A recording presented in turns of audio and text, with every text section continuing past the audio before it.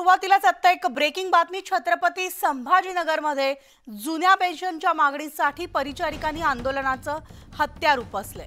जुन्या पेन्शनच्या मागणीसह विविध मागण्या सुद्धा त्यांनी यावेळेस उपस्थित केल्यात आणि शेकडो परिचारिका रस्त्यावर उतरल्यात। दरम्यान परिचारिकांच्या या आंदोलनामुळे आरोग्य व्यवस्थेवर परिणाम होण्याची शक्यता आहे।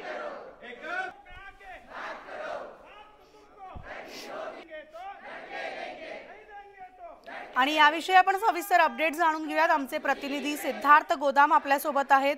थेट सिद्धार्थकडे जाणार आहोत। सिद्धार्थ, आपण पाहतोय आज राज्यामध्ये परिचारिकांचं आंदोलन सुरू आहे। अनेक मागण्या घेऊन परिचारिका रस्त्यावर उतरल्यात। काम बंद आंदोलन त्यांनी केलेले, अर्थात त्याचा फटका रुग्णांना सुद्धा बसतोय।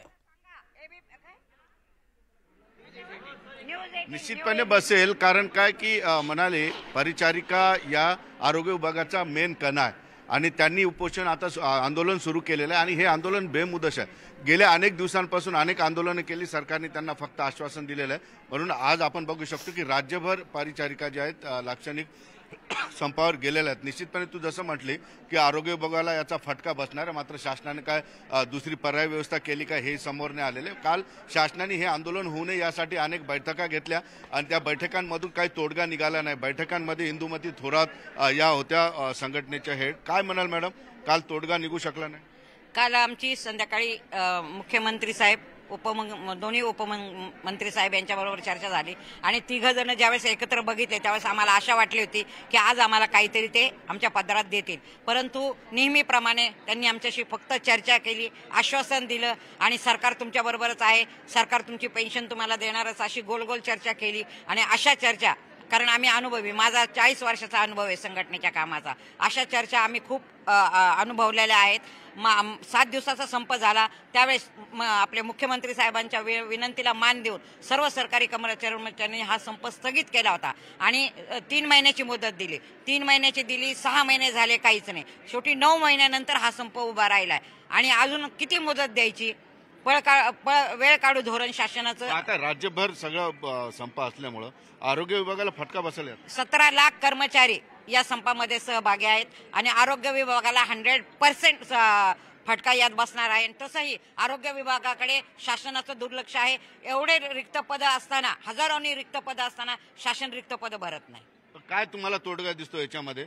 संप काय जास्त वेळ चालू शकणार नाही हे तुम्हालाही माहिती आहे, सरकारलाही माहिती आहे। सरकारला पण माहिती आहे, आम्हाला पण माहिती आहे। सरकारने आज विधान भवन चालू आहे, विधान भवनामध्ये जाहीर करावं की जुनी पेन्शन, एकच प्रश्न आहे हा, बाकीचे जे 17 प्रश्न आहेत आमचे ते आम्ही चर्चेने सोडू, पण ही जी आमची जिव्हाळ्याची मागणी आहे, आमची म्हातारपणाची ही जी काठी आहे जुनी पेन्शन, हा प्रश्न त्यांनी आज विधान भवनात जाहीर करावा की ते कधी आम्हाला देतात, वेळ सांगावा की 15 दिवसात आम्ही तुमचा JR काढतोय। याच्यातून काय तोडगा सरकारला देऊ शकता तुम्ही?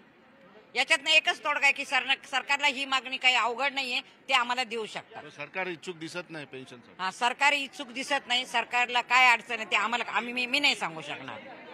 निश्चितपणे बघितलं आपण, आणखी काही कर्मचारी सुद्धा काय म्हणाल, किती दिवस संप चालेल? पाठीमागेच हॉस्पिटल आहे, तिथं परिणाम दिसायला लागले।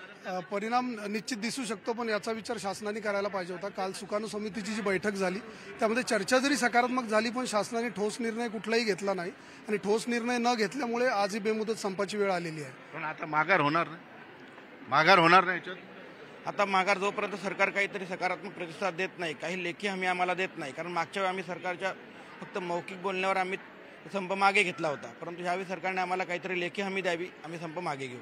निश्चितपणे बघितलं आपण या ठिकाणी की या संघटना आता मागे यायला तयार दिसत नाहीत आणि राज्यभरामध्ये लाक्षणिक संप सुरू झालेला आहे, त्याची सुरुवात झालेली आहे। कारण आपण बघतोय की फार मोठ्या प्रमाणात परिचारिका या जवळपास 100% संपामध्ये आहेत, त्याचे परिणाम दिसू लागतील। आता शासनाने यामध्ये पर्यायी व्यवस्था केली का नाही केली हे आपल्याला थोड्या वेळातच कळेल। निश्चितपणे हा संप कर्मचाऱ्यांनाही परवडणार नाही, हा संप सरकारला सुद्धा परवडणार नाही आणि हा संप आरोग्य विभागाला आणि रुग्णांना सुद्धा परवडणार नाही। त्यामुळे लवकरात लवकर यातून मध्यस्थ मार्ग केला पाहिजे, तोडगा यातून निघाला पाहिजे म्हणाले। निश्चितच धन्यवाद सिद्धार्थ या सविस्तर माहितीसाठी। तर जुन्या पेन्शनसाठी राज्य सरकारी कर्मचारी आजपासून संपावर गेलेत। नाशिक जिल्ह्यामधल्या जवळपास 19,000 कर्मचारी संपात सहभागी होणार आहेत आणि राज्य सरकारी, जिल्हा परिषद, निमसरकारी आणि चतुर्थ श्रेणी कर्मचाऱ्यांनी पुकारलेल्या या संपामुळे शासकीय कामकाजावर परिणाम होण्याची शक्यता आहे।